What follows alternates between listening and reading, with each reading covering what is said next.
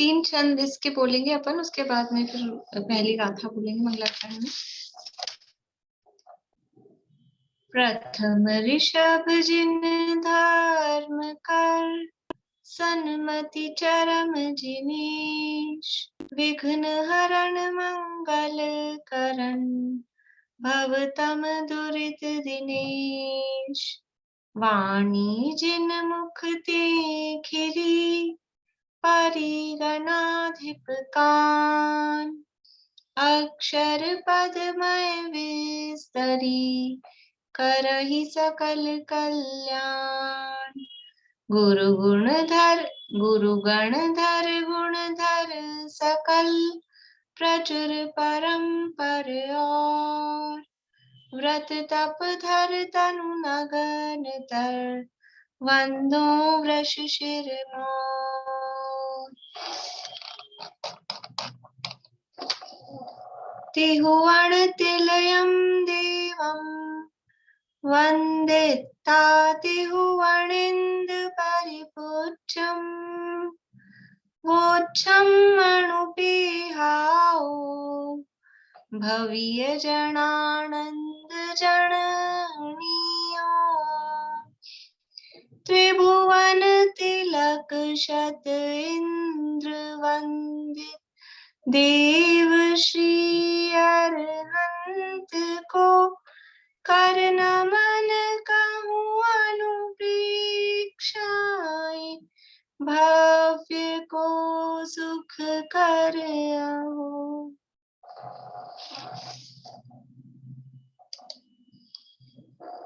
कार्तिकेय अनुप्रेक्षा नामक ग्रंथ है। गाथा का पाठ करवाना है, लेकिन अभी लास्ट में करवाते हैं, तब तक सब लोग ज्वाइन कर लेंगे। यहाँ हमने कल प्रारंभ किया था पहली गाथा, जो मंगलाचरण की गाथा थी। आचार्य मुनिराज कार्तिकेय स्वामी द्वारा रचित ये कार्तिकेय अनुप्रेक्षा है, और उन्होंने 12 भावनाओं का वर्णन इसमें किया है। और 12 भावनाओं में किस तरह से जिनागम का सार हो सकता है, वो यहाँ हमको देखने में मिलेगा कि पूरे जिनागम का सार 12 भावनाओं में उन्होंने भर दिया है। पहली गाथा मंगलाचरण की गाथा है। इष्ट देवता को नमस्कार किया और उसके बाद में अपना प्रतिज्ञा भी यहाँ प्रस्तुत की ग्रंथ करने की, कि क्या इसमें वो कहने वाले हैं। वो क्षम अणुपेहाओ, ये कह के उन्होंने प्रतिज्ञा की। और फिर इस ग्रंथ का फल क्या होगा, ये जो वो लिख रहे हैं, तो और लोग इसको पढ़ेंगे तो उनको क्या लाभ होगा। तो कहा भव्य जीवों को आनंद उत्पन्न करने वाली ये अनुप्रेक्षाएं होती हैं। इसी के आधार पे शायद दौलत राम जी ने लिखा है, वैराग्य उपावन माई। वैराग्य को उत्पन्न करने के लिए वो माता के समान है, और वैराग्य ही वास्तव में जीव को आनंददायी होता है। तो वैराग्य को उत्पन्न करने वाली कहो अथवा आनंद को उत्पन्न करने वाली कहो, ये 12 भावनाएं होती हैं। देखिए, कल हमने गाथा का अर्थ, सामान्य अर्थ देखा था।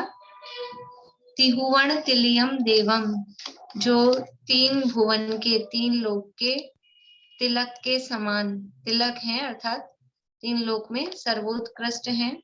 और तिहुवनिंद परिपूज्यम, 3 लोक के इंद्रों से पूज्य हैं। 3 लोक में कितने इंद्र होते हैं वो अभी अपन चर्चा करेंगे। तो 3 लोक के तिलक हैं और 3 लोक के इंद्रों से पूज्य हैं। ऐसे जो देव हैं उनको मैं नमस्कार करके, तो ये 3 लोक के तिलक और 3 लोक के इंद्रों से पूज्य वो कौन से देव हैं, वो सारी चर्चा यहाँ पर भावार्थ में, टीका में शुभचंद्राचार्य ने की होगी, और उसका भावार्थ यहाँ पर पंडित जयचंद जी छावड़ा ने लिखा है। तो पहले तो देव शब्द, कि देव को मैं नमस्कार करके फिर ये भव्य जीवों को आनंद उत्पन्न करने वाली अनुप्रेक्षाएं कहूंगा।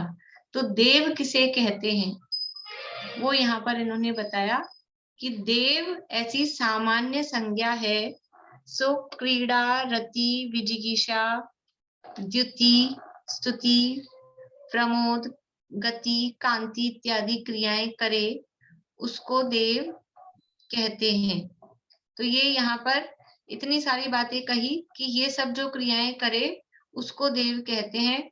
तो अब यहाँ पर हमने देव जिनको कहा है उनमें ये बातें किस प्रकार से घटित हो रही हैं, इसलिए हम उनको देव कह रहे हैं, वो आगे यहाँ पर बताया जा रहा है। अभी 3 लोक के तिलक और 3 भुवन के इंद्रों से पूज्य।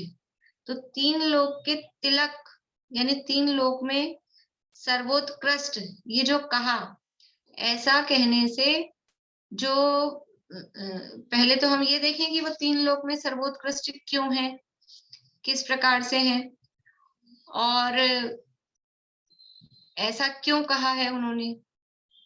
तो देखिए 3 लोक के तिलक है, एक तो जो तिहुवनिंद परिपूज्यम किया है ना, 3 लोक के इंद्रों के द्वारा वो पूज्य है। तिहुवनिंद परिपूज्यम, ये जो शब्द कहा, तो इससे ही समझ में आ रहा है कि वो सर्वोत्कृष्ट है। 3 लोक के इंद्र जिनको पूज रहे हैं, मान रहे हैं, तो वो क्यों मान रहे होंगे, वो सर्वोत्कृष्ट होंगे तब तो मान रहे पूज रहे होंगे। इससे भी उनके त्रिभुवन तिलयम पना समझ में आ रहा है। और वास्तव में जो सिद्ध भगवान है, यह तो अनंतों की बात है यद्यपि, लेकिन सिद्ध भगवान कहाँ विराजमान होते हैं, कहाँ स्थित होते हैं, कि लोक के शिखर पर, बाहरी रूप में अपन देखें तो लोक के शिखर पर, लोकाग्र में उनका स्थान होता है। और अनंत भगवान कहाँ विराजमान होते हैं, पृथ्वी से 5000 धनुष ऊपर उनका समर्षण होता है। तो यानी जो लोक में उच्च होते हैं वो उच्च स्थान पर विराजमान होते हैं। तो सिद्ध भगवान है वो तो पूरे लोक से ही पार हो गए हैं, और जो अनंत भगवान है वो भी दुनिया से ऊपर उठ गए हैं, कुछ विशेष हैं, इसलिए वो पृथ्वी से 5000 धनुष ऊपर उड़ गए हैं। तो इस प्रकार से वो 3 लोक के तिलक के समान है। और 3 लोक के जो इंद्र हैं, कितने इंद्र होते हैं 3 लोक में, 3 लोक में कितने इंद्र होते हैं?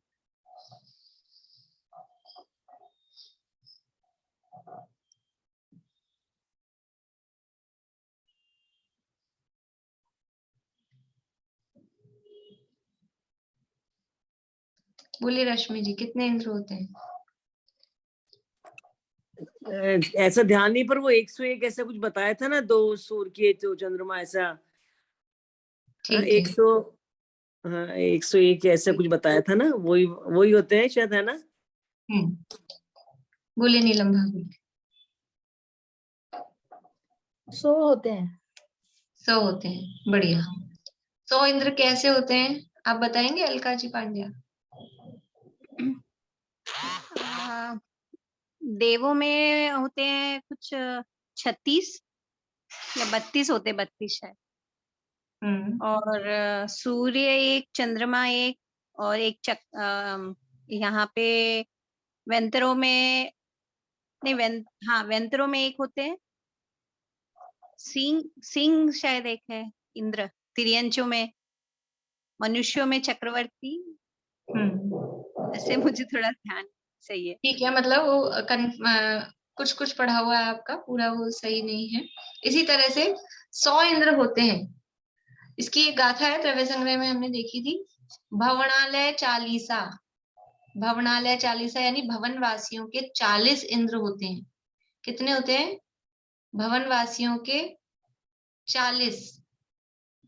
विंतर देवान होंती 32, विंतर देवों के 32 इंद्र होते हैं। भवन वासियों के 40 और व्यंतर देवों के 32।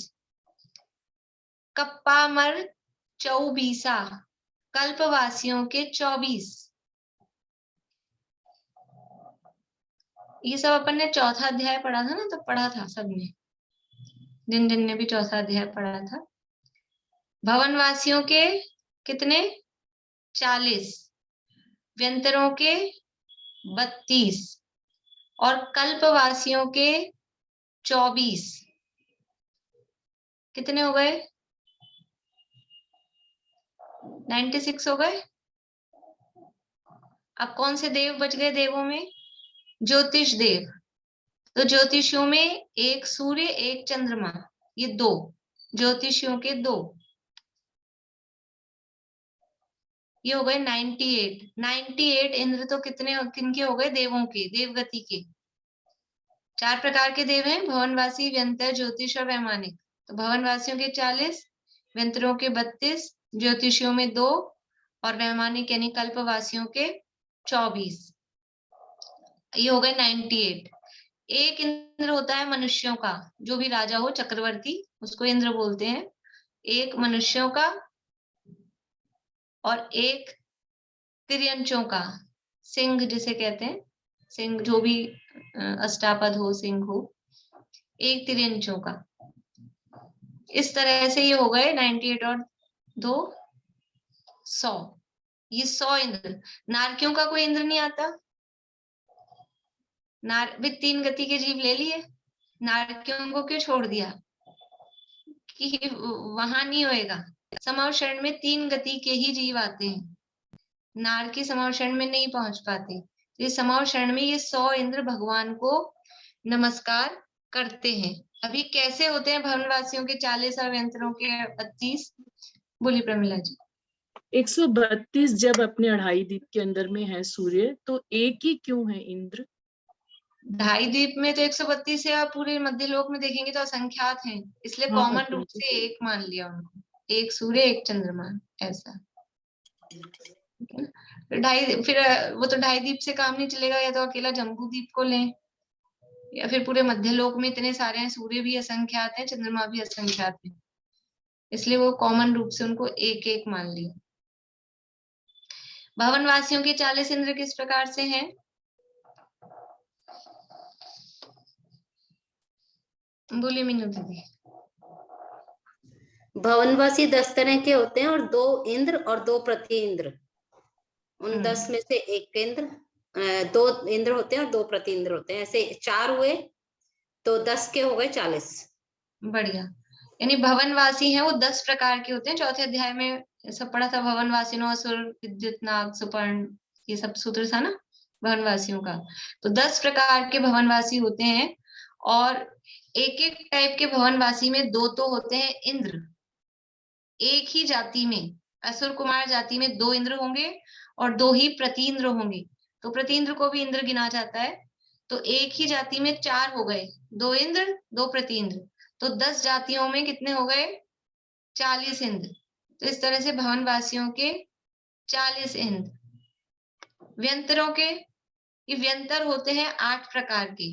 व्यंतरा, किन्नर, किमपुरुष, महोरक, गंधर्व, यक्ष, राक्षस, भूत, पिशाचा, 8 प्रकार के व्यंतर हैं। तो उनमें भी एक एक प्रकार में, एक एक जाति में 2 इंद्र 2 प्रति इंद्र, तो 4 हो गए। तो 8 टाइप्स हैं, तो 8 चौक 32 हो गए। व्यंतरों के हो गए इस तरह से 32 32। और इनका हो ही क्या ज्योतिषियों का? एक सूर्य एक चंद्रमा। कल्पवासियों में, वैमानिकों में कल्पवासियों में कितने इंद्र लिए हैं? 24। 24 कैसे होंगे कि 16 स्वर्ग होते हैं, स्वर्ग 16 होते हैं, लेकिन इंद्र कितने होते हैं उनमें? 16 स्वर्गों में इंद्र 12 ही होते हैं। 16 स्वर्गों में 12 इंद्र होते हैं, ये अपन पढ़ के आए थे पीछे। शुरू के 4 स्वर्गों में 4 इंद्र, बीच के 8 स्वर्गों में 4 इंद्र, और लास्ट के 4 स्वर्गों में 4 इंद्र। इस तरह से 12 इंद्र होते हैं, और कहीं कहीं 12 ही कल्प कहे जाते हैं, क्योंकि वो इंद्रों के आधार पर। तो 12 इंद्र हुए और 12 ही इनके प्रति इंद्र हुए। इस तरह से ये 24 कल्पवासियों के। और ऊपर 9 ग्रेव्यक, 9 अनुदिश, 5 अनुत्तर, इनमें इनके इंद्र कि वो सारे के सारे इंद्र हैं, किस किस को गिने, इसलिए उनके अलग से इंद्र नहीं गिनते, वो सब अहम इंद्र ही हैं। और दूसरी बात है कि वो समाव शरण में आते भी नहीं है।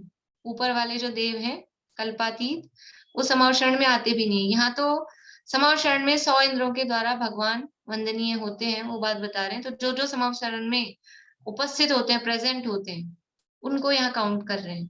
तो भवनवासियों के 40, व्यंतरों के 32, ज्योतिषियों के 2, कल्पवासियों के 24। ये 98 इंद्र तो हो गए देवगति के। इसके बाद में एक मनुष्यों का इंद्र, तो सामान्य रूप से चक्रवर्ती होता है, और चक्रवर्ती उस समय नहीं हो जिस समय संवर्षण है, तो जो भी राजा हो, सबसे बड़ा राजा जो हो वो इंद्र कहलाता है। और तिर्यंचों में शेर, सिंह, वो तिर्यंचों का राजा। इस तरह से 100 इंद्र, जिनको तिहुवनिंद, 3 लोक के इंद्रों के द्वारा जो पूज्य, 3 लोक के इंद्र, देवगति के सारे आ गए, और मध्य लोक, अभी 3 लोक के कहाँ रहे? देवगति क्या है और मनुष्य तिरंज, मध्य लोक क्या है? 3 लोक के इंद्र हो गए ये? 3 लोक के कहाँ हुए? नारकियों को तो लिया ही नहीं अपन ने, 3 लोक के कैसे हो जाएंगे? बोलिए भाई साहब। ये भवनवासी देव जो है अधोलोक में रहते हैं, पृथ्वी के नीचे, इसलिए वो 3 लोक का, अधोलोक का भी रिप्रेजेंट करते हैं, इस तरह से 3 लोक का। क्योंकि जो भवनवासियों का और यंत्रों का निवास स्थान अपन ने देखा था, वो कहाँ था? पहले खर भाग में और दूसरे पंख भाग में, ये उनका निवास स्थान देखा था। तो वो अधोलोक के स्वामी हो गए, तो वो अधोलोक के स्वामी, ये बाकी के मध्य लोक के स्वामी, और वो देवता कल्पवासी जो है वो ऊर्ध्वलोक के स्वामी।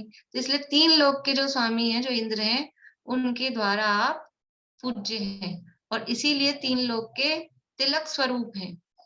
3 लोक के तिलक स्वरूप है क्योंकि 3 लोक में जो सर्वोत्कृष्ट है, क्या चीज है 3 लोक में सर्वोत्कृष्ट?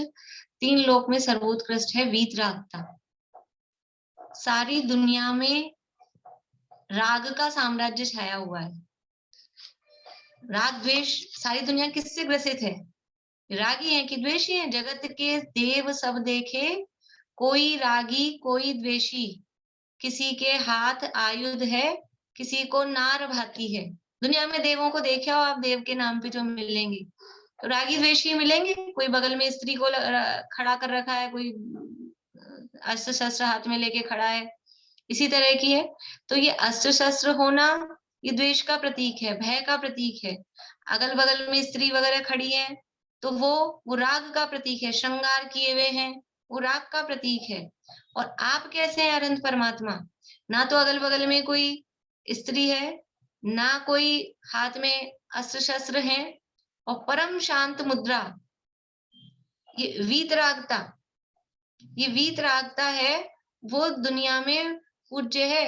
ये रागी द्वेषी तो सब एक दूसरे के वशीभूत होते हुए दिखाई देते हैं, और दुनिया में सारी दुनिया जिस काम वासना के वशीभूत हो जाती है, ऐसे कामदेव को जिन देव ने ही मारा है, वो कामदेव, वो जो जिनेंद्र भगवान है, वो विषय वासना के काम विकार के अधीन नहीं होते हैं। इसलिए 3 लोक के तिलक स्वरूप हैं। जगत की कोई वैभव संपदा, किसी भी प्रकार का राग, क्या उनको वीतरागी से रागी बना सकता है?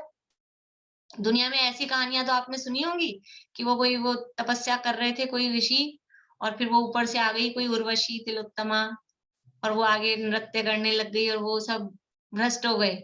एक आंख यहाँ बना ली, एक मुंह यहाँ बना लिया, 4 मुंह बना ली, ऐसी कहानियां सुनी है ना दुनिया में। तो वो तो सब पहले तो बने थे, वैरागी हुए थे, साधु रूप धारण किया था, लेकिन सब उस काम वासना के वशीभूत हो गए। लेकिन एक भी हमने ऐसा सुना है कि अनंत भगवान थे और फिर वो रागी द्वेषी हो गए? ऐसा नहीं।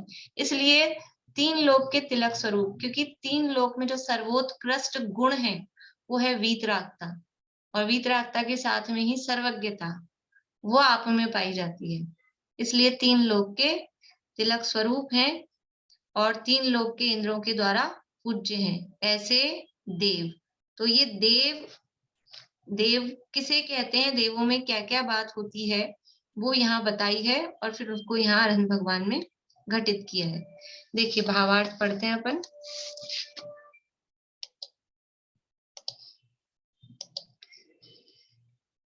यहाँ देव ऐसी सामान्य संज्ञा है, सो क्रीड़ा, रति, विजिगिषा, द्युति, स्तुति, प्रमोद, गति, कांति इत्यादि क्रियाएं करे, उसको देव कहते हैं। इनके सामान्य शब्द अर्थ अपन ने कल देखे थे। और द्युति और कांति का कुछ विशेष डिफरेंस अभी समझ में नहीं आया है, तो एक आध दिन में अगर कुछ और विशेष जानने को मिलेगा तो मैं आपको बताऊंगी।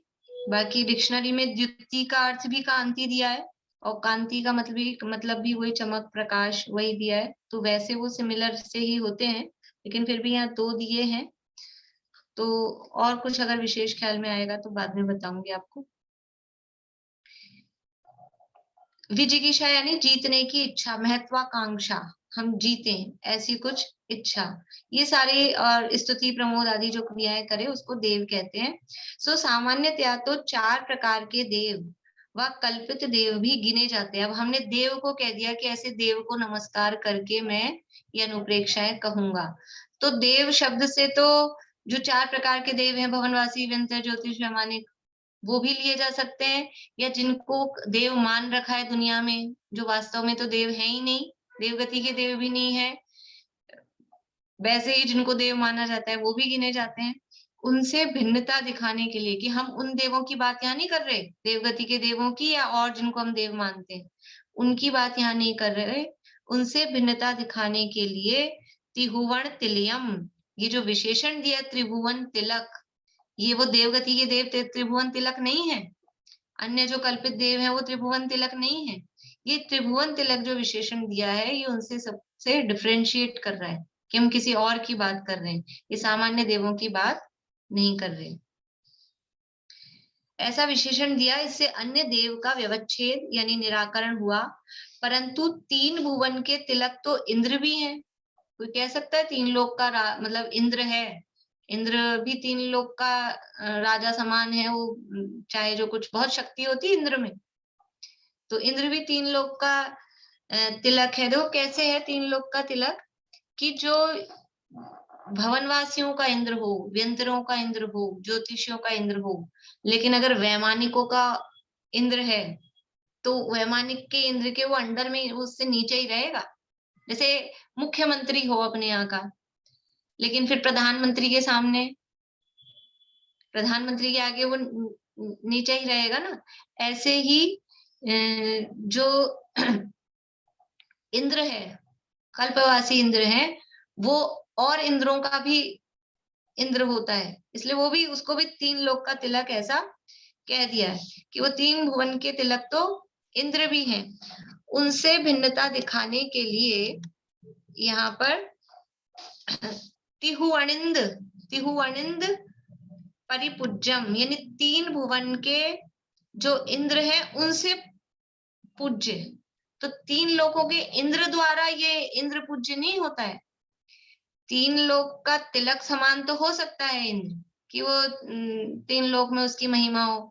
सौधर्म इंद्र में इतनी शक्ति होती है जम्बूद्वीप को उलट पुलट कर दे, घुमा दे, ऐसे गेंद की जैसे शक्ति होती है, घुमाता नहीं है। ऐसे ऐसे आगे जो ऊपर ऊपर के इंद्रों में जाएंगे तो उनकी शक्ति बढ़ती जाती है, कितना कितना हिला सकते हैं, ऐसी ताकत उनमें होती है। तो इस आधार पे उनको 3 लोक का तिलक तो कह सकते हैं। लेकिन फिर यहाँ दूसरा विशेषण क्या दिया, तिहुअनिंद परिपूज्यम, यानी कि 3 लोक के इंद्रों से तो जो पूज्य है, इसका मतलब है कि यहाँ हम देवगति के इंद्र वाले देवों की बात नहीं कर रहे,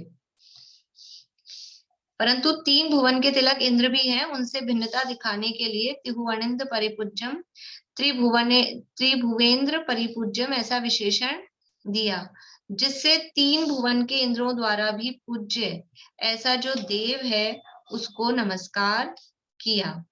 यहाँ इस प्रकार समझना कि ऊपर कहे अनुसार देवपना अरहंत, सिद्ध, आचार्य, उपाध्याय और सर्व साधु इन 5 परमेष्ठियों में ही पाया जाता है। ये जो देवपना है ये किस में पाया जाएगा? यहाँ तो हम अरहंत की मुख्यता से बात कर रहे हैं, लेकिन 5 परमेष्ठियों में देवपना पाया जाता है। क्यों पाया जाता है अब ये सिद्ध कर रहे हैं। 5 परमेष्ठी ही देव हैं, 5 परम देव हैं। क्यों है? क्योंकि देव की परिभाषा क्या है कि जो क्रीड़ा, रति, विजिगीषा, द्युति, स्तुति, प्रमोद, गति, कांति इत्यादि क्रियाएं करे उसको देव कहते हैं। तो अब हमारे 5 परमेष्ठी किस तरह से ये क्रियाएं करते हैं वो यहाँ बता रहे हैं।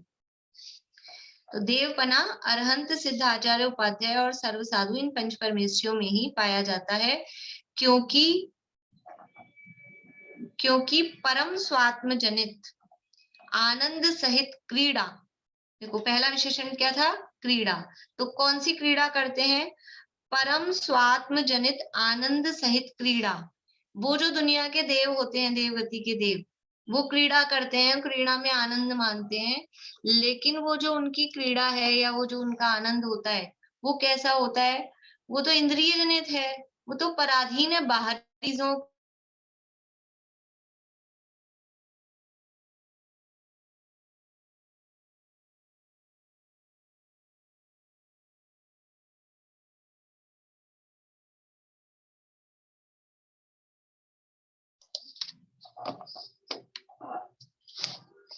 तो जो उनका आनंद है वो नेचुरल नहीं है, वो तो कृत्रिम है। और यहाँ जो पंच परमेश्वरी भगवंतों को जो वो जो क्रीड़ा कर रहे हैं, वो उस क्रीड़ा में जो उनको आनंद आ रहा है वो उनका स्वाभाविक है। वो जो अपने आत्म स्वरूप में लीनता रूप वो क्रीड़ा है, वो तो स्वभाव ही है। आत्मा अपने में लीन रहे, ये आत्मा का स्वभाव है। आत्मा भी अपने अपने स्वरूप में लीन नहीं रहकर और बाहर प्रवर्त रहा है, ये आत्मा का स्वभाव नहीं है, ये नेचर नहीं है, ये तो विभाव है। तो अपने आत्मा में लीन रहे, अपने आनंद स्वात्म जनित आनंद सहित वो क्रीड़ा करे, वो नेचुरल है। तो जो पंच परमेष्टि भगवान है, उन्होंने अपने स्वभाव को जाना पहचाना है, अपने स्वभाव को प्राप्त किया है, इसलिए वो परम स्वात्म जनित आनंद सहित क्रीड़ा करते हैं। दूसरा है विजिगिषा। विजिगिषा का मतलब है, इसमें रति वाला पॉइंट इसमें नहीं आया है, और रति भी हम ले तो रति का मतलब है वो किस में मगन रहते हैं, तो वो इसी में अपने आत्मा के आनंद में ही रति करते हैं, अपने आत्मा के आनंद में ही लीन रहते हैं, उसी में रमण करते हैं। रति का मतलब है रमण करना। किस में रमण करते हैं? बाहर में देवता देवियों में, देवियां देवों में वो रमण करते हैं, लेकिन ये पंच परमेष्टि भगवान वो अपनी ही निर्मल पर्याय में रमण करते हैं, वो अपने शुद्ध स्वरूप में रमण करते हैं, उसी में लीन रहते हैं, तो वो रति करते हैं। और विजिगिषा मतलब उनको किसको जीतने की इच्छा है, क्या है उनकी महत्वाकांक्षा, किसको जीतना चाहते हैं? तो कर्म कलंक को जीतने रूप विजिगिषा, कर्म रूपी कलंक को जीतना चाहते हैं। बाहर में जो देव है वो बाहर में क्रीड़ा करते हैं, बाहर में रति करते हैं, और बाहर में एक दूसरे को जीतने की उनको इच्छा रहती है, दूसरे से आगे बढ़ने की, दूसरे को नीचा दिखाने की, इस तरह की उनकी आकांक्षाएं रहती है। पर यहाँ तो बस कर्मों को जीतना है, कर्म कलंक से पार हो जाए, उसको जीत ले, ऐसी कर्म कलंक को जीतने रूप विजिगिषा। और द्युति किस प्रकार की उनकी द्युति है कि स्वात्म जनित प्रकाश रूप द्युति, अपनी आत्मा से जो द्युति का मतलब है वो प्रकाश, चमक, तो अपनी आत्मा से जो प्रकाश प्राप्त हुआ है, जो उत्पन्न हुआ है, वो द्युति। बोलिए नीलम। द्युति तो बिजली की चमक है और कांति ऊर्जा है। द्युति बिजली, हाँ, ये प्रकाश रूप चमक हो गई, और जो कांति है वो ऊर्जा के लिए है।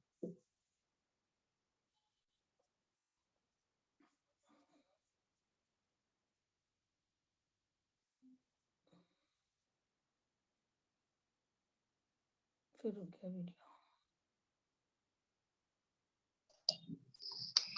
द्युति बिजली की चमक, मैंने डिक्शनरी में देखा था, मेरे पास भी संस्कृत डिक्शनरी में तो द्युति का अर्थ ऐसा ही दिया। देखो एक मिनट,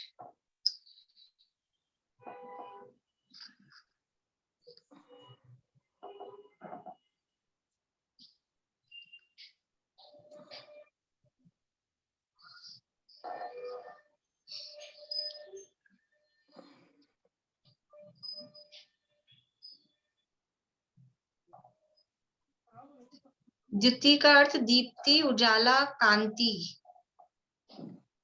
प्रकाश, महिमा, एक महिमा अर्थ भी है, महिमा, गौरव, तो ये ले सकते हैं। लेकिन वो प्रकाश के अर्थ में ही ज्यादा आता है। कांति शब्द के अर्थ दिए हैं मनोहरता, सौंदर्य, दीप्ति, प्रभा, इसी तरह के अर्थ इसमें दिए हैं। तो ये ले सकते हैं कि कांति है वो सौंदर्य के अर्थ में है और द्युति है वो चमक के अर्थ में। तो इसमें थोड़ा सा डिफरेंस हो सकता है। कांति में सौंदर्य स्वरूप ले सकते हैं, तो सौंदर्य है, यद्यपि सौंदर्य होगा तो चमक होगी, चमक होगी तो सौंदर्य होगा, लेकिन फिर भी वो शब्दों का अर्थ इस तरह से अपन कर सकते हैं।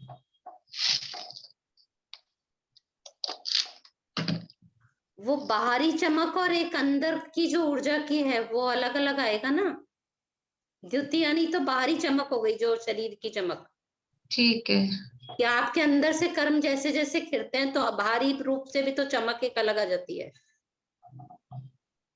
कांति का मतलब ऊर्जा बता रहे ना नीलम भाभी आप भी। हाँ हाँ तो वो हाँ। आंतरिक हो गई, कांति मतलब आंतरिक हो गई। ठीक है।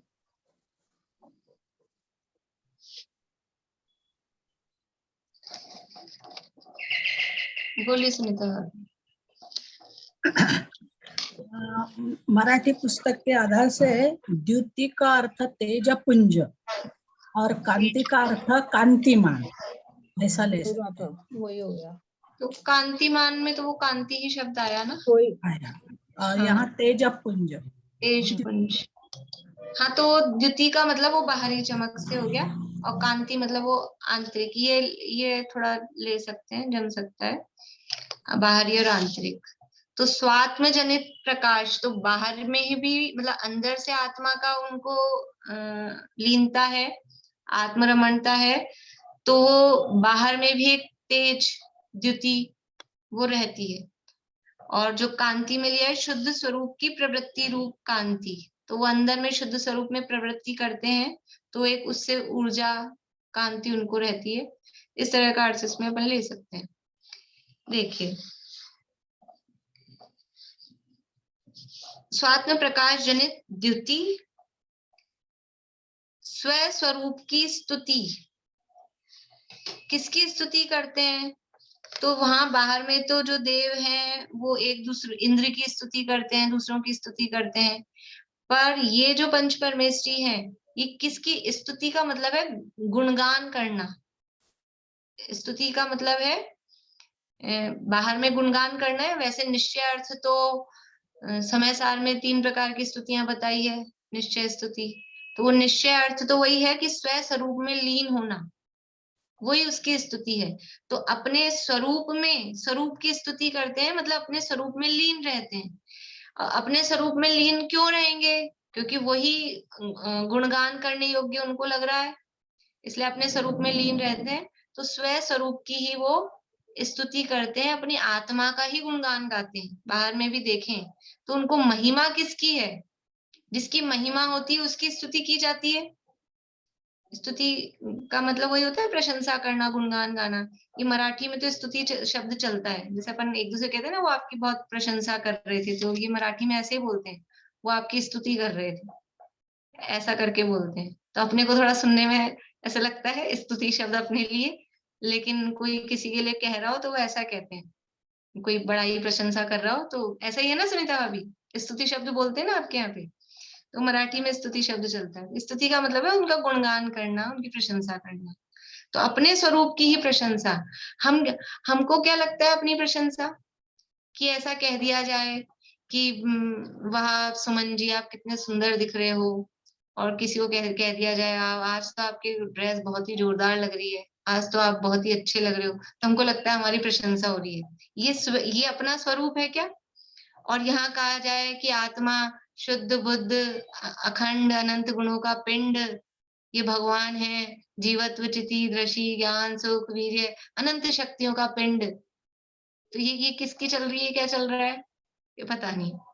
ये हमारा गुणगान कि भगवान आत्मा ये शब्द कहा, तो ये हमारी स्तुति है, लेकिन अपने को वो स्तुति नहीं लगती है। तो शरीर की जो कुछ कहे तो वो अपनी स्तुति लगती है। तो जो पंच परमेष्ठी हैं वो किसकी स्तुति करते हैं? कि अपने स्वरूप की। इसीलिए अध्यात्म शास्त्रों में आत्मा की महिमा गाई, आत्मा के गीत गाए। कैसा है आत्मा? आत्मा कैसा है? अरसम अरूपम अगंधम अवत्तम चेदना गुणम सद्दम। ये आत्मा है, ये आत्मा की स्थिति है, ये आत्मा का स्वरूप है। तो वो स्व स्वरूप की स्तुति करते हैं। और प्रमोद, प्रमोद यानी आनंद कहाँ? उनको उत्साह किसमें प्रमोद आता है ना, प्रमोद का अर्थ उत्साह के रूप में भी लिया जाता है। उत्साह आना, प्रमोद आना मतलब उत्साह आना। तो हमको किस में प्रमोद आता है, किस में उत्साह आता है? कि जो वो अनंत भगवान है या पंच परमेश्वरी भगवान है, उनको स्व स्वरूप में प्रमोद, अपने स्वरूप में ही उनको आनंद और प्रमोद आता है, अपने स्वरूप में ही उत्साहित रहते हैं। बाहर में देखो जो जिसका प्रिय होता है ना, जैसे कोई बुजुर्ग हैं, मान लीजिए अपने घर में दादी हैं 80-90 साल के हैं, तो उनको किसको देख के उत्साह आता है? कैसे उनकी तबीयत ठीक हो जाती है कि उनके बराबर वाला, उनके पीहर वाला कोई आ जाए, उनकी बहन आ जाए, भाई आ जाए, बराबर वाला, उनके समय की बातें करने वाला, तो उनको उत्साह आता है, ऐसे तबीयत बढ़िया दिखती है। और अपन लोग बैठो, अपन ज्यादा तो क्या बात करें, तो ठीक है, वो प्रमोद नहीं आता, वो उत्साह नहीं आता। या फिर जिससे हमको प्रीति होती है, जिससे हमको लगाव होता है, उसको देख के हमको प्रमोद आता है। एक प्रमोद शब्द और कहाँ आता है?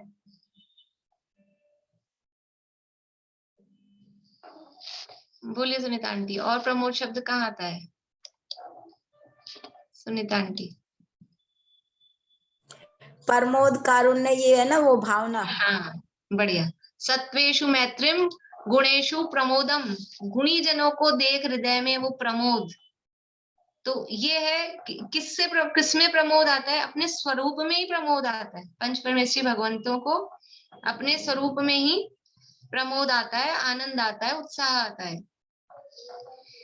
और गति कैसी उनकी? लोकालोक व्याप्त रूप गति। कहाँ कहाँ गमन करते हैं? कि ये देवता लोग तो 3 लोक में इधर उधर जहां जहां जिसकी शक्ति जितनी है जाने की उतना करते हैं, लेकिन पंच परमेश्वरी भगवंत लोकालोक में व्याप्त, लोकालोक में, आलोक में भी चले जाते हैं। आलोक में भी चले जाते हैं क्या? कि ज्ञान के द्वारा। अनंत और सिद्ध भगवान तो केवल ज्ञानी परमात्मा है, तो केवल ज्ञान के द्वारा आलोक को भी जानते हैं, लोक को भी जानते हैं। तो हम जिसको जानते हैं वहां तक कहते हैं अपनी पहुंच वहां तक है, हम वहां तक पहुंच गए। जिसको अपन जानते हैं ना, तो ज्ञान को पहुंचना कहते हैं, जिसको अपन जानते हैं। तो अनंत और सिद्ध भगवान की पहुंच कहाँ तक है? पूरे लोकालोक में, वो ज्ञान के द्वारा पूरा लोकालोक में पहुंच जाते हैं। और आचार्य उपाध्याय साधु ये तो नहीं पहुंचते होंगे ना लोक में, इनको तो केवल ज्ञान नहीं है। कि अरहंत और सिद्ध केवल ज्ञान के द्वारा लोकालोक को जानते हैं, और आचार्य उपाध्याय साधु वो शुद्ध ज्ञान के द्वारा लोकालोक को जानते हैं। तो हम जानते हैं कि नहीं, हम आलोक में पहुंचते हैं कि नहीं पहुंचते? हमने आलोक को जाना कि लोक के बाहर जो है हम भी तो पहुंच जाते हैं लोक में ज्ञान के माध्यम से। तो वो भी लोकालोक व्याप्त उनकी गति है। केवल ज्ञान के द्वारा अथवा शुद्ध ज्ञान शास्त्र ज्ञान के द्वारा उस संपूर्ण पदार्थों तक उनकी पहुंच है। सब द्रव्य गुण पर्याय को वो जानते हैं, वहां तक उनकी पहुंच है, तो वो कहलाती है गति। शुद्ध स्वरूप की प्रवृत्ति रूप कांति, अपने शुद्ध स्वरूप में वो प्रवृत्ति करते हैं, तो इस तरह से उनके अंदर में एक ऊर्जा रहती है, एक कांति उनके अंतर्गत रहती है। इत्यादि रूप इत्यादि देवपने की उत्कृष्ट क्रियाएं सब एक देश व सर्वदेश रूप इनमें ही पाई जाती हैं। ये जो देवपने की जो ये सारी क्रियाएं बताई, कितनी क्रियाएं बताई? क्रीड़ा, रति, विजिगिषा, द्युति, स्तुति, प्रमोद, गति, कांति, 8 क्रियाएं बताई। ये 8 क्रियाएं उत्कृष्ट रूप से, ये या तो एक देश रूप में या सर्वदेश रूप में। एक देश का मतलब है पार्टली, आंशिक रूप में, या पूरी तरह से। तो आंशिक रूप में किस में पाई जाएगी? क्योंकि पंच परमेश्वरियों को यहाँ ले रहे हैं, तो आचार्य उपाध्याय साधु में आंशिक रूप से, और अनंत और सिद्ध परमात्मा में सर्वदेश पूर्ण रूप से। इनमें ही पाई जाती है, इनमें ही इनमें ही पाई जाती है। ये इस तरह की जो गति, द्युति, विजिगिषा, ये जो क्रियाएं बताई ना, ये सब इनमें ही पाई जाती है इस तरह से उत्कृष्ट रूप से, और किसी में नहीं पाई जाती। इसलिए सर्वोत्कृष्ट देवपना इनमें ही पाया जाता है। अतः इनको मंगल रूप नमस्कार करना उचित है, क्योंकि देव को नमस्कार करना।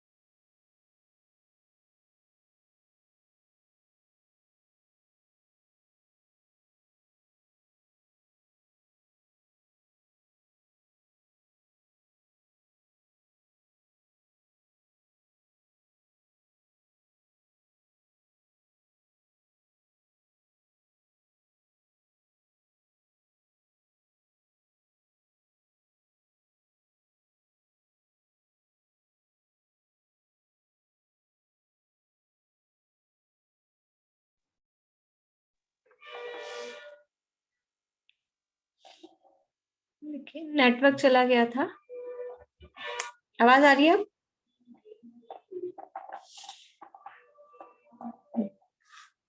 तो क्या कह रहे हैं, इनको मंगल रूप में नमस्कार करना उचित है। मंगलाचरण किया है, तो मंगलाचरण में किसको नमस्कार करना? कि इष्ट देव को, इष्ट देव को नमस्कार करना है। तो कौन है देव? तो यहाँ देव का स्वरूप इसलिए बताया कि पहले देव की परिभाषा बताई कि जो ये 8 क्रियाएं करते हैं वो देव होते हैं, और हमने जिनको नमस्कार किया है, यद्यपि यहाँ अरहंत की मुख्यता से बात की है, लेकिन पंच परमेष्ठियों को हम यहाँ नमस्कार गर्वित ले रहे हैं। तो हमारे पंच परमेष्ठियों में ये देवपना किस प्रकार है वो यहाँ पर बताया और सिद्ध किया, और कहा कि इसलिए इनको ही मंगल रूप में नमस्कार करना उचित है। अब ये मंगल क्यों है? तो यहाँ मंगल का अर्थ बताया है, मम इज इक्वल्स टू पापम गालयति इति मंगलम, अथवा मंगम। देखो मंगल 3 शब्द हैं, मंगल, तो उसके संधि विच्छेद करते हैं 2 तरह से। एक तो मम, देखिए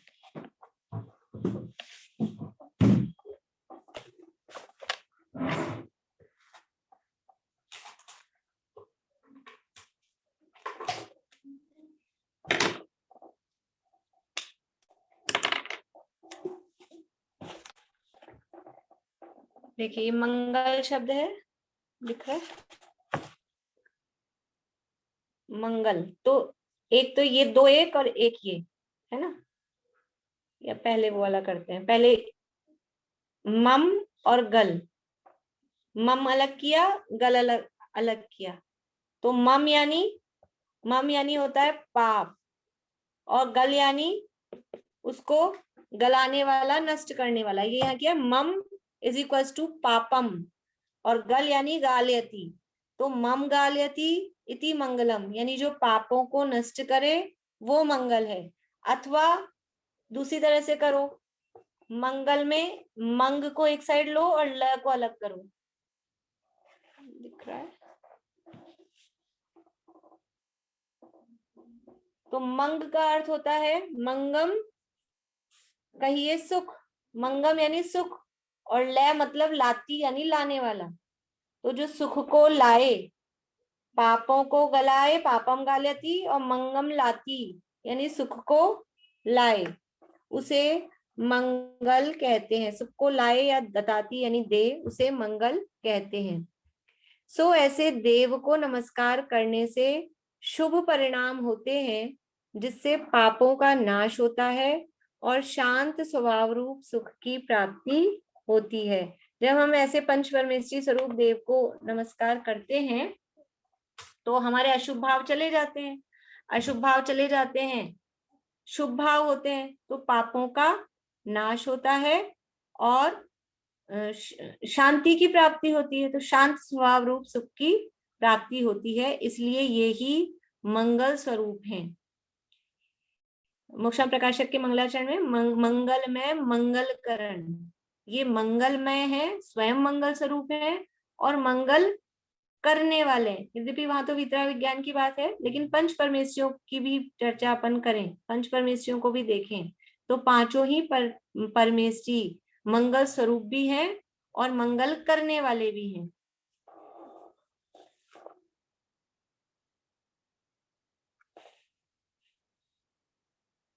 हाँ, नाम नहीं आ रहा, कुछ बोलना चाह रहे हैं? नंबर है लिखा हुआ इस पे। हाँ जी, वो है ना, इसमें मेरे पीडीएफ में ये जो आप पढ़ा रहे हैं कुछ है, आ नहीं रहा वो उसमें मंगल का। कौन सा पेज है? पीडीएफ में है नहीं ये चीज। पीडीएफ मैं अभी तो शेयर नहीं कर रही हूँ। बुक अगर आपके पास है तो पीडीएफ है, अगर बुक की तो 3 नंबर पेज है उसमें। 3 नंबर पेज तो मैंने देखा, लेकिन आ ही नहीं रहा मंगल का। उस दिन मैं पहली भी सुनी, लेकिन मेरे को समझ में नहीं आई। 3 नंबर पेज। हाँ, कार्तिक अनुप्रेक्षा ये वाली बुक है आपके पास? हाँ, बुक तो है, मेरी गई भी है कहीं। तो पीडीएफ के पास जो नहीं है ना, पीडीएफ में हो सकता है पेज नंबर, एक सेकंड, पीडीएफ में भी 3 ही नंबर पेज है पीडीएफ में भी। नहीं आ नहीं रहा 3 नंबर पे। चलिए देखिए और फिर अच्छा, जो फोन नंबर आ रहा है मेरा ये वाला है नहीं वैसे नंबर। 3211 आ रहा है, ये नंबर किसी और का है।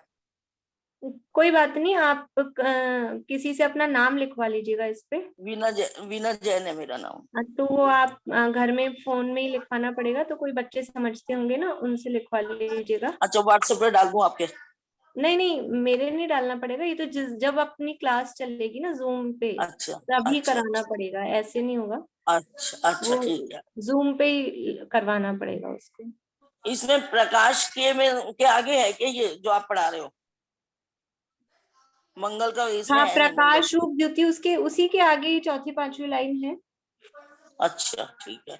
4-5वीं लाइन तो दूसरे पैरे में, इस ग्रंथ की देश भाषा में वचनिका ढूंढारी। नहीं, उसके आगे वाला पेज है, उसके अगला वाला पेज। अच्छा,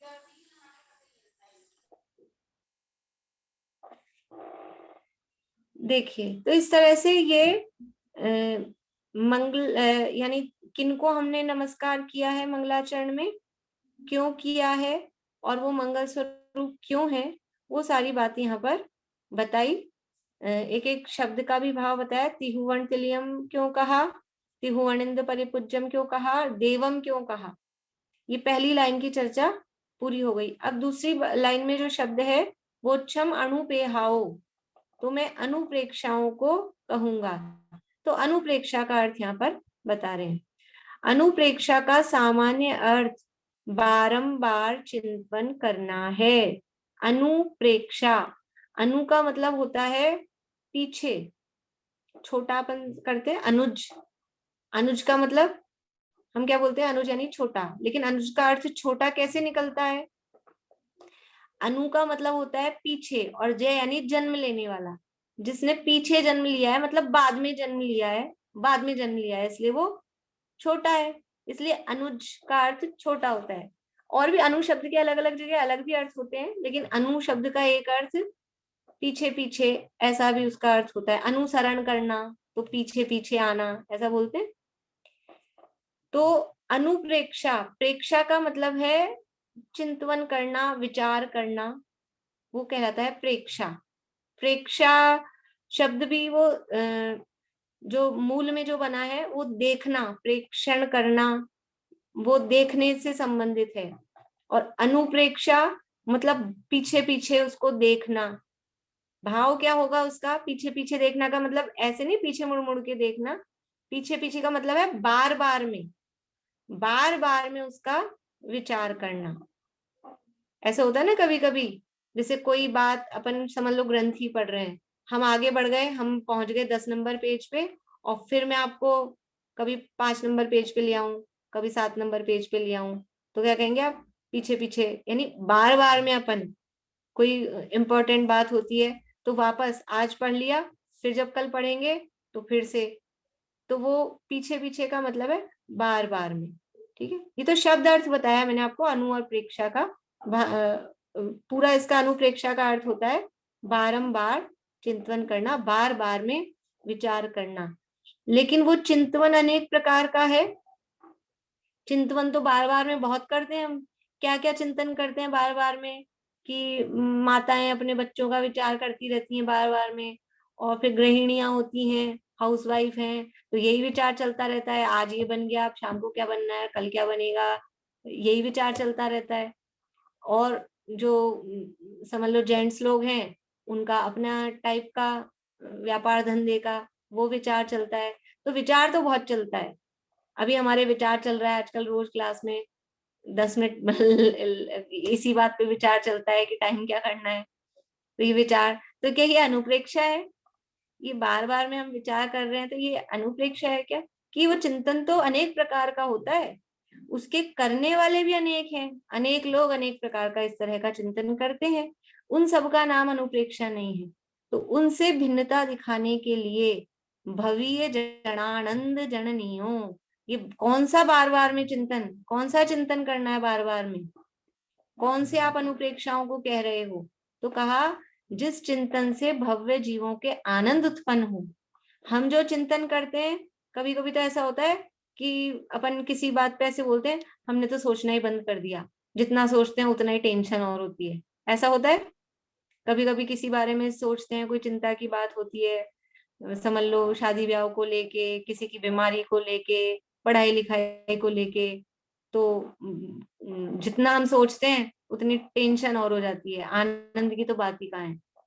तो वो जो बार बार में चिंतन हो रहा है वो तो दुख देने वाला है, वो तो आर्त ध्यान टाइप का है। और ये क्या है? ये बार बार में चिंतन कर रहे हैं, तो ये भव्य जीवों को जितना चिंतन करते हैं उतना आनंद आता है, आनंद उत्पन्न करने वाली। अनुप्रेक्षा का सामान्य अर्थ बारंबार चिंतन करना है। वह चिंतन अनेक प्रकार का है, उसके करने वाले अनेक हैं, उनसे भिन्नता दिखाने के लिए भव्य जनानंद जननियों, यानी भव्य जन आनंद जननी, भव्य जीवों को आनंद जननी यानी उत्पन्न करने वाली, ऐसा विशेषण दिया है।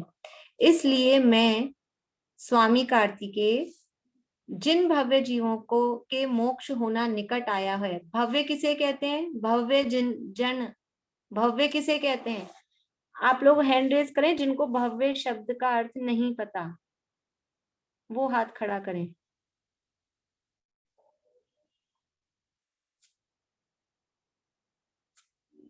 सबको पता है?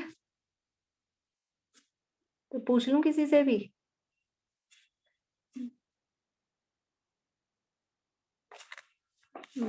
बताइए अनीता जी, भव्य किसे कहते हैं?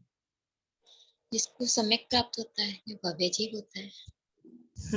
जिसे सम्यक तो प्राप्त होता है, इसमें थोड़ा सा करेक्शन करना है, प्राप्त होता है ऐसा नहीं कहें, जिसमें सम्यक तो प्राप्त करने की अथवा मोक्ष जाने की, वो ज्यादा अप्रोप्रिएट है, जिसमें मोक्ष जाने की योग्यता है, एबिलिटी है, उसको भव्य कहते हैं। जिसमें मोक्ष जाने की योग्यता होती है उसको भव्य कहते हैं। तो भव्य जीवों को आनंद क्यों होगा? क्योंकि वो मोक्ष जाने योग्य हैं। तो वो ऐसी ये मोक्ष मार्ग की बात सुनकर, ऐसी अनुप्रेक्षाओं की ऐसा चिंतन करके उनको आनंद उत्पन्न होगा, इसलिए भव्य जीवों को। अब जो भव्य नहीं है, जिनमें मोक्ष जाने की योग्यता नहीं है, तो उनको ऐसी बात अच्छी भी नहीं लगेगी, तो उनको आनंद भी नहीं आएगा। क्योंकि आप कह सकते हैं कि आप तो कह रहे हो आनंद उत्पन्न करने वाली हैं, लेकिन कुछ लोग ऐसे होते हैं, हमको तो आनंद नहीं आ रहा, हमको तो मजा नहीं आ रहा, ऐसा भी कहने वाले हो सकते हैं। तो यहाँ हम उनको अभव्य नहीं कहना चाह रहे, ना वो अभव्य होते हैं। जो कोई ऐसा कह दे कि हमको आनंद नहीं आ रहा तो वो अभव्य हो गया, ऐसा नहीं। लेकिन सामान्य कथन समझना कि जिसको ये बात अच्छी लगती है, जिसको जिनवाणी की बात, आत्मा की बात, तत्वों की बात, ये धर्म की बात जिसको अच्छी लगती है, वो तो भव्य है, क्योंकि उसको ये बात सुहा रही है, उसको इसमें आनंद आ रहा है। जिसको नहीं सुहा रही वो अभव्य है, ऐसा तो नहीं कह सकते, लेकिन तात्कालिक रूप से उसको कि अभी सुहा नहीं रही है, तो वो तात्कालिक है। क्योंकि ज्यादातर सब चीज भव्य ही है। तो आज सुहा रही है, अच्छी बात है। आज नहीं सुहा रही है, थोड़े टाइम बाद सुहाएगी, सुहाना ही पड़ेगी, क्योंकि वो भव्य है। भव्य है तो मोक्ष में जाना ही है, उनमें योग्यता है। और ये बात अच्छी लगे बिना मोक्ष जा नहीं सकते, मोक्ष मार्ग प्रारंभ नहीं हो सकता। इसलिए यही सत्य है, क्या बोलते हैं, सत्य है, शिव है, सुंदर है। सत्यम शिवम सुंदरम, यही है। ये जिनवाणी ही, जिन धर्म ही सत्य है, शिव है और सुंदर है। क्यों है सत्य, शिव और सुंदर?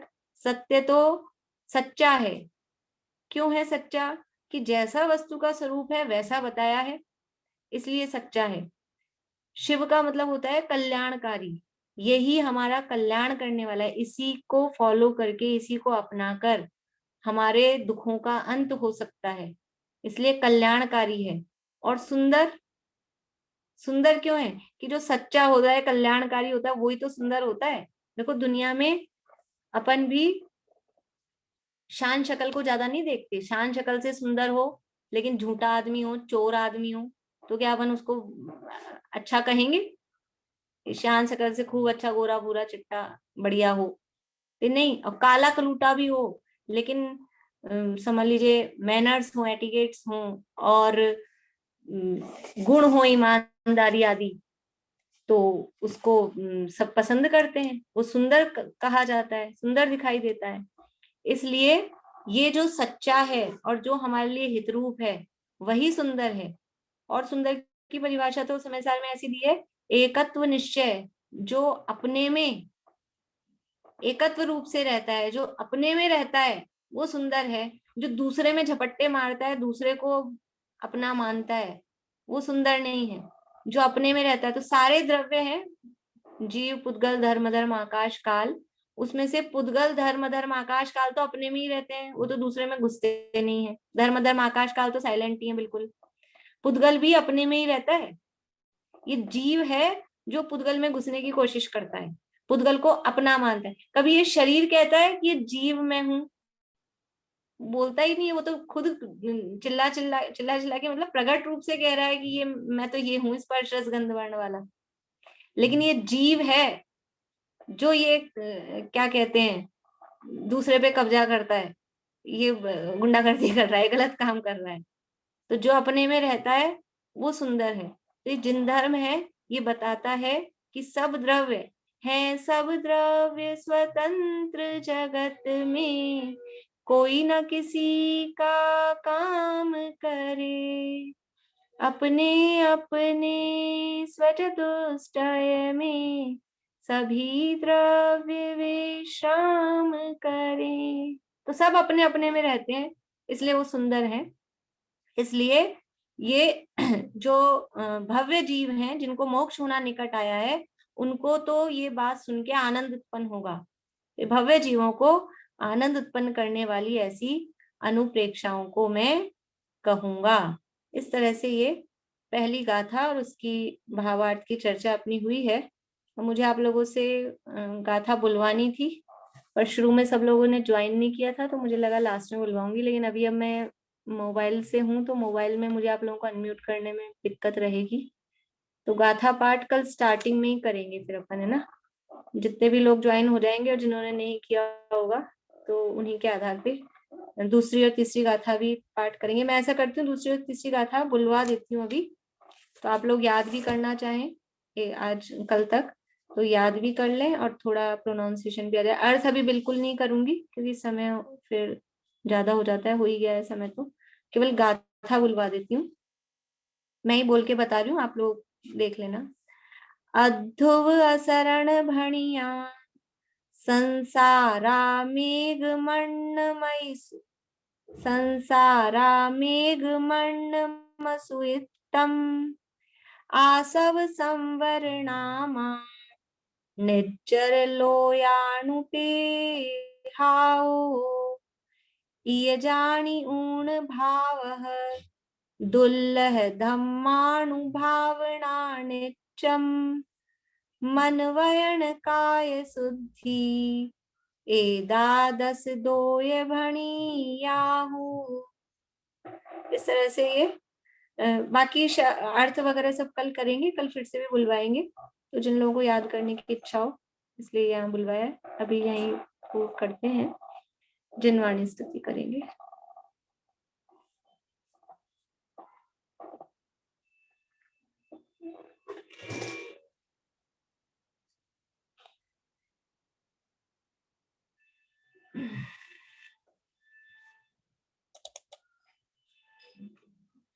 या जग मंदिर में अनिवार्य ज्ञान अंधेर छयो अति भारी श्री जिनकी धुनि दीप शिखा समझो नहीं होत प्रकाशन हारी तो किस भांति पदारथ पाती कहाँ लहते रहती अविचारी या विधि संत कहे धनी है जिन वे न बड़े उपकार